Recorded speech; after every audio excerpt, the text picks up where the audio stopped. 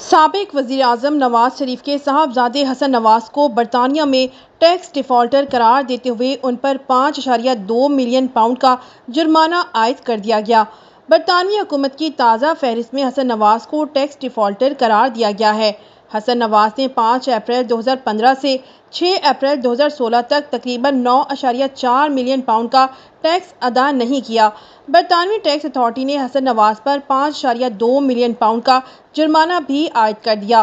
برطانوی حکومت نے حسن نواز کے خلاف تفصیلات سرکاری ویب سائٹ پر شیئر کر دیں۔ قانونی ماہرین کا کہنا ہے کہ دیوالیہ ہونے کے باوجود حسن نواز پر عائد جرمانے کی وصولی کا امکان موجود ہے۔ برطانوی قوانین کے تحت ٹیکس چوری کے جرمانے دیوالیہ ہونے پر بھی معاف نہیں ہوتے، جبکہ قانونی ذرائع کا کہنا ہے کہ یہ معاملہ 10 سال پرانا ہے، جب حسن نواز نے تمام ٹیکس جمع کر دیے تھے۔ اس حوالے سے حسن نواز کے قریبی قانونی ذرائع کا دعویٰ ہے کہ ریونیو کسٹم ڈپارٹمنٹ کے آج شائع شدہ اعداد و شمار پرانی کہانی ہے۔ حسن نواز نے کورٹ میں خود دیوالیہ ڈکلیئر کیا تھا۔ پرانی کہانی کو ایک مرتبہ پھر دہرایا جا رہا ہے۔